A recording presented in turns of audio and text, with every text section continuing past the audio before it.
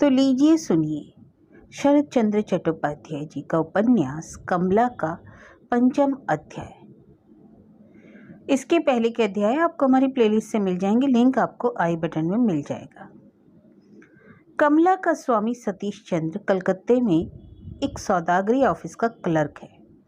उसकी माली हालत कुछ अच्छी नहीं, आमदनी भी कम है। इसी कारण बेचारा विवाह करने के लिए राजी ही ना था। किंतु सतीश की माता दुर्गा ने जिद पकड़ी कि विवाह एक ऐसा जरूरी काम है। जो लोग भूखों मरते होते हैं ना, वे भी इस देश में वंश चलाने की गर्ज से एक विवाह तो जरूरी करते हैं। फिर सतीश तो भगवान की कृपा से महीने में 40-50 रुपए पैदा कर लेता है, तो वह क्यों ना विवाह करेगा। विवाह ना करूंगा यह भी कोई बात है।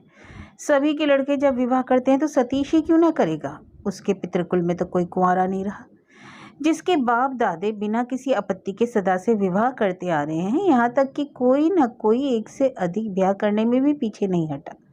उन्हीं का वंशधर होकर वह कैसे अविवाहित रहना चाहता है। उसे ऐसी दुर्बुद्धि कैसे हुई। सतीश अगर ब्याह नहीं करेगा तो दुर्गा देवी का देहांत हो जाने पर बाप दादे के घर में शाम को चिराग कौन जलाएगा। जगदीशपुर गांव में इतने प्राचीन रायवंश का नाम क्या कुलंगार सतीश के कारण पृथ्वी पर से उठ जाएगा। सतीश हंसकर कहता, देखो माँ, कौरवों और पांडवों का इतना बड़ा वंश भी आज पृथ्वी पर से उठ गया है। स्वयं श्री कृष्ण भी यदुवंश को विनाश से बचा नहीं सके। अतः शूद्र राय वंश अगर पृथ्वी पर से उठ ही गया तो उससे कोई विशेष हानि नहीं होगी। दुर्गा डांट कर कहती, चुप कर लड़के, तेरी ये बेवकूफ़ी की बातें मैं नहीं सुनना चाहती। तेरा विवाह मैं जरूरी करूंगी। तू बड़ा बेहया है, इसी से अपने विवाह के बारे में इस तरह बहस कर रहा है। आज अगर तेरे बाप जिंदा होते तो क्या उन्हें मुंह पर ये सब बातें कह सकता, ऐसी उल्टी बातें कर सकता। सतीश गर्दन झुकाकर कहता है, नहीं माँ, शायद उनके प्रतिवाद मैं नहीं कर सकता, लेकिन करना ही उचित था। जो ब्याह करेगा और जिसका ब्याह होगा, जिम्मेदारी तो सब उसी की है। उस बोझ को उठाने की, उस जिम्मेदारी को पूर्ण करने की शक्ति भी तो अपने में होनी चाहिए ना माँ। दुर्गा कहती है, तेरी भी बातें अजीब ही होती हैं। ब्याह करने में जिम्मेदारी काहे की। तू रहने दे बस। ब्याह करके भी भला कोई असुखी होता है। देख लेना, मैं तेरी ऐसी बहू लाऊंगी जैसी अनेक राजा महाराजाओं के घर में भी देखने को नहीं मिलेगी। इस पर सतीश ने हंसकर कहा, तुम्हारे किराने लड़के को कोई आधा राज्य और एक राजकन्या नहीं देगा माँ। इतना कहकर सतीश हंस देता और 8 बजे की लोकल ट्रेन पर सवार होने की जल्दी में गांव की और डेली पैसेंजरों के साथ स्टेशन की ओर दौड़ लगाता, नहीं तो 10 बजे दफ्तर में हाजिर नहीं हो सकेगा। इसी तरह लड़के के साथ बहुत दिनों तक बारंबार बहस करते रहने के बाद दुर्गा ने पास ही के एक गांव में हरनाथ मैत्र की परम सुंदरी कन्या कमला के साथ सतीश के ब्याह की बातचीत पक्की कर ली। उस दिन सतीश को ब्याह करने के लिए राजी ही होना पड़ा। सतीश एक मित्र योगेंद्र मित्र जमींदार की कचहरी में लगान के रुपए जमा करने गया था, क्योंकि वह थोड़ी बहुत खेती भी कराता था और वहां से लौटते समय जमींदार बाबू के पक्के तालाब के घाट पर स्नान करते हुए कमला को देख आया था। युवावस्था में पदार्पण कर रही सुंदरी किशोरी की विकास उन्मुख लावण्य श्री ने उस दिन विवाह विमुख युवक सतीश के हृदय पर कौन सी जादू की लकड़ी फेरती, इस बात को वही खूब जानता था।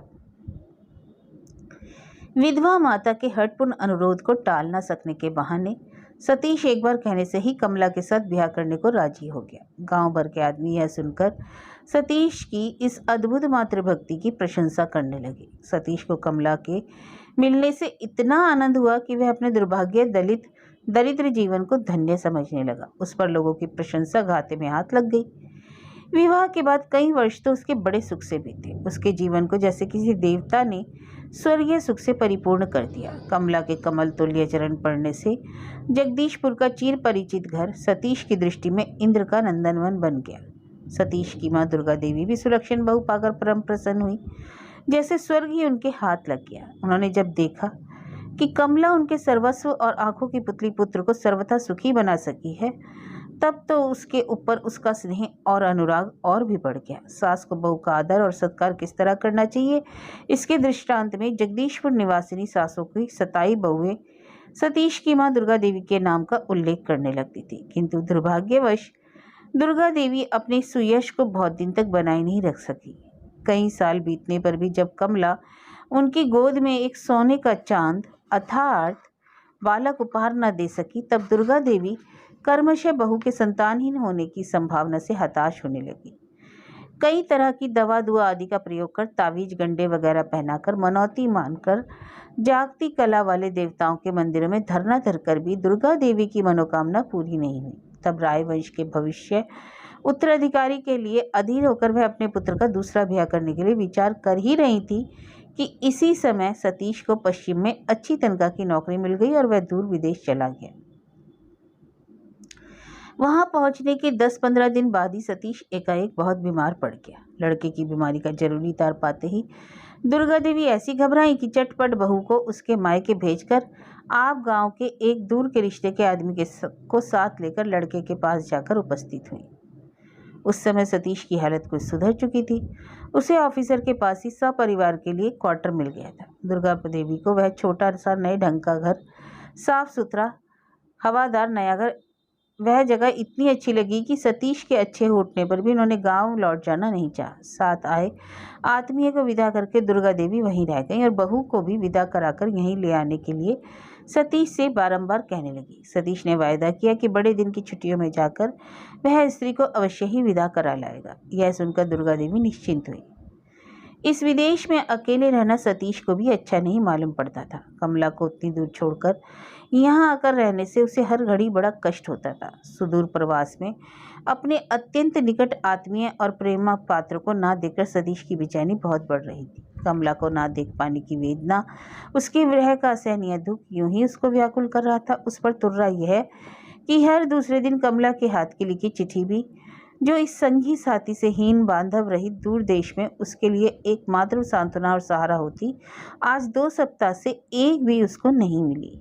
कमला की आखिरी चिट्ठी जो उसे मिली थी, उसमें लिखा था कि वह अपने घर वालों के साथ चूड़ामणि योग में गंगा स्नान करने कलकत्ते जा रही है। इसलिए इधर उधर 4-5 दिन तक सतीश उसके नाम कोई चिट्ठी न लिखे। कलकत्ते से लौटने पर जब कमला उसको चिट्ठी लिखेगी, तब वह भी उसके पास चिट्ठी भेजे। सतीश उत्सुक होकर उस चिट्ठी की राह देख रहा था। 4-5 दिन की जगह जब 2 सप्ताह बीत गए और तब भी कमला की कुछ खबर न मिली, तब तो सतीश घबराने लगा। पहले तो कमला पर वह बहुत नाराज हुआ कि वह क्यों नहीं चिट्ठी लिखती। क्या दूसरे तीसरे दिन की कौन कहे, 15 दिन में भी एक पत्र लिखने की फुर्सत नहीं होती। अगर वह गांव अभी तक लौट कर ना आई तो क्या कलकत्ते से चिट्ठी नहीं लिखी जा सकती। यह तो उसे अच्छी तरह मालूम है कि उसकी चिट्ठी मिलने में थोड़ी देर होने पर मुझे कैसी और कितनी बेचैनी होती है। फिर भी क्या उसे यह ख्याल नहीं आया मेरे पास एक चिट्ठी लिखने की कितनी ज़रूरत है। अच्छी बात है, देखा जाएगा। देखता हूँ वह कब तक इस चिट्ठी को ना लिखकर चुप रह सकती है। मैं भी उसको अपनी तरफ से चिट्ठी नहीं लिखूंगा। किंतु सतीश अपनी इस प्रतिज्ञा की रक्षा नहीं कर सका और भी 2 हफ्ते इस तरह देखते देखते बीत गए। तब सतीश कमला के स्वास्थ्य के बारे में चिंतित हो उठा। ऐसा तो कभी नहीं हो सकता।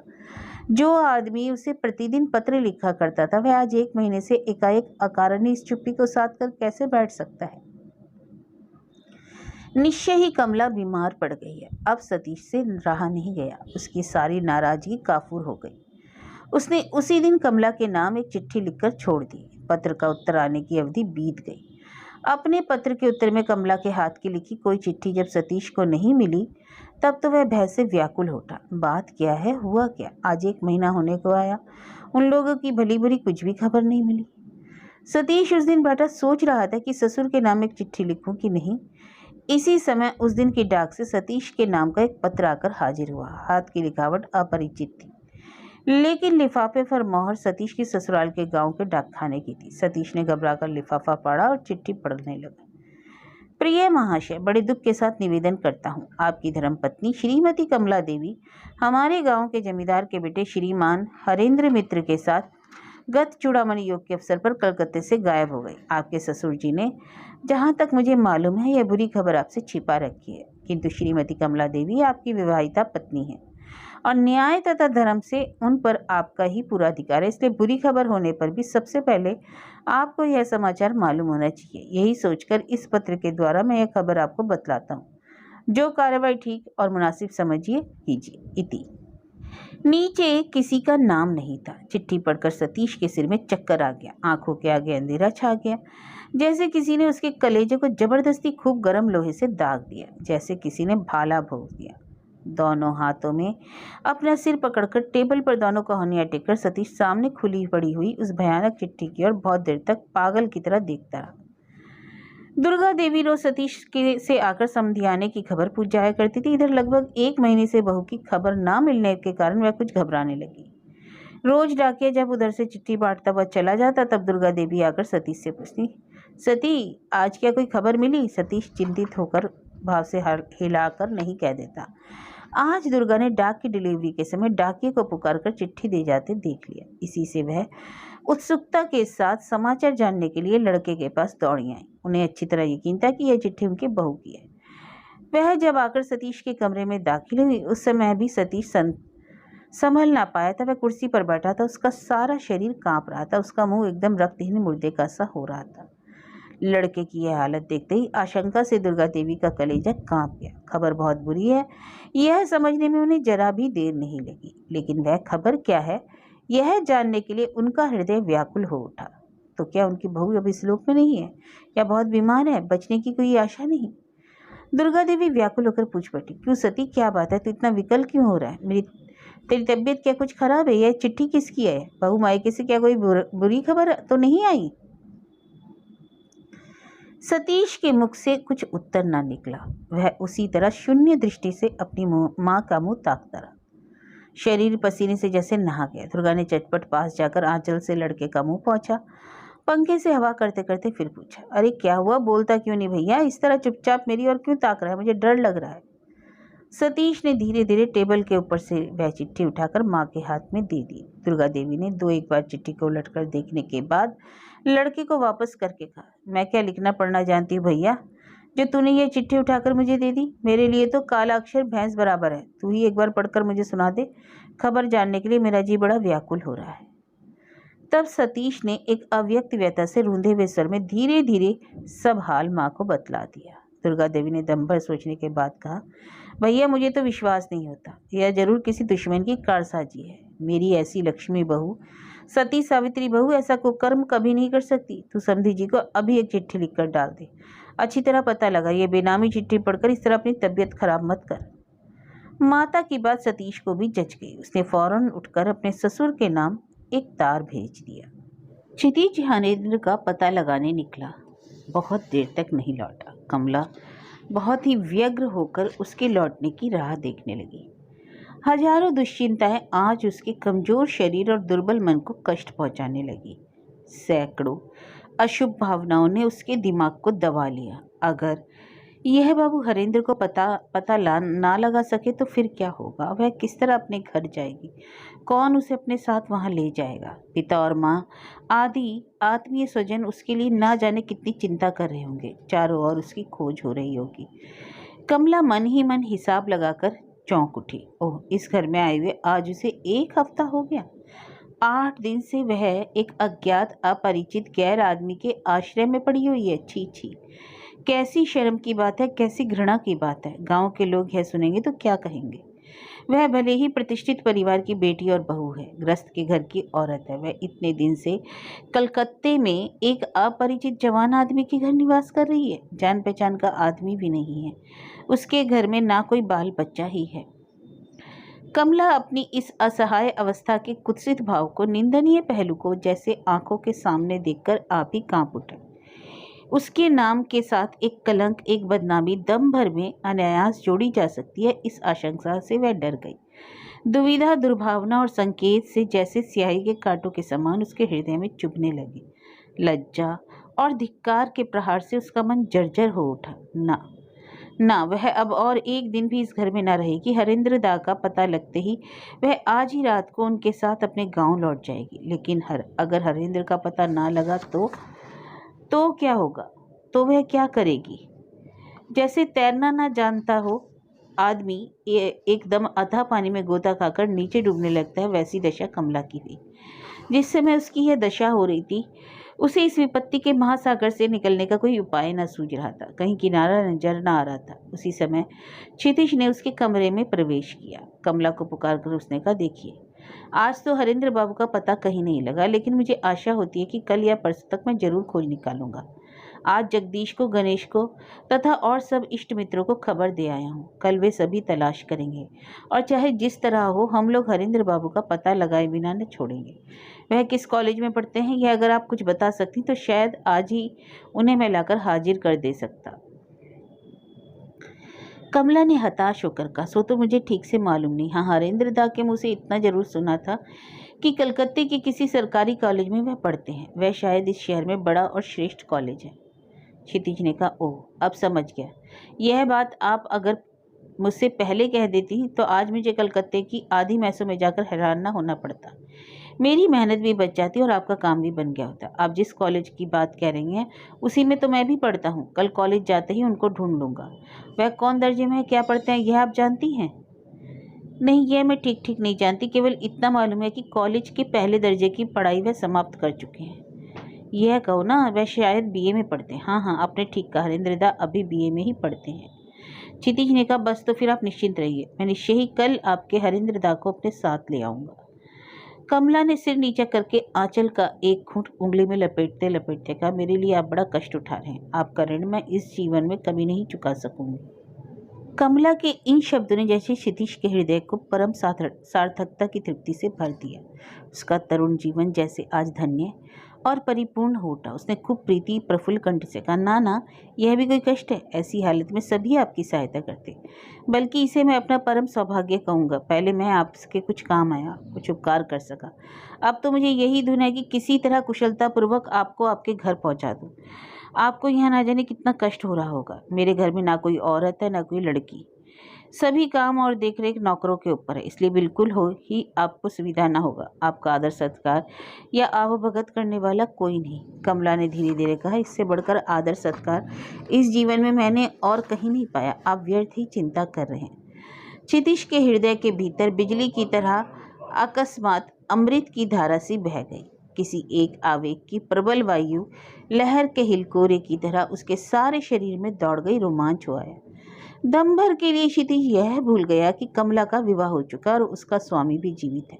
इस असाधारण सुंदरी युवती को सड़क पर उठा लाने के बाद से क्षितिज ने अपनी जवानी की तख्ती पर जीवन के चित्रपट पर या कल्पना की कुची से विचित्र भावों की माधुरी के गहरे रंग से जो चित्र अंकित करना शुरू किए थे वे एकाएक जैसे सजीव हो उठे।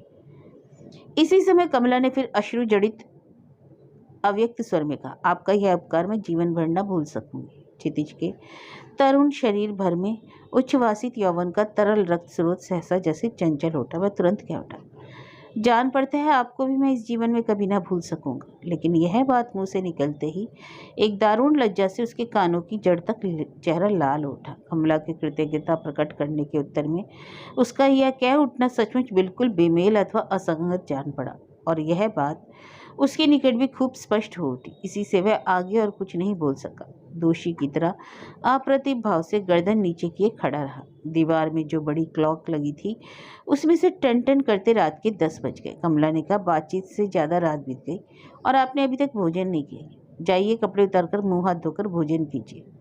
क्षितिज की जान बच गई। चटपट कमरे से निकलकर नीचे उतर गया। कमला ने ऊपर से सुन पाया, नीचे जाकर क्षितिज अपने नौकर नौकरानी, रसोई बनाने वाले ब्राह्मण वगैरह सबको बुलाकर कड़ा हुक्म जारी कर रहा है, खबरदार माई जी को खाने पीने सोने वगैरह की कोई तनिक भी तकलीफ ना होने पाए। सावधान रहना, वह जब जो हुक्म करे फौरन उसकी तामील करना। उसकी तबीयत अच्छी नहीं है, यह बात सदा ख्याल रखना।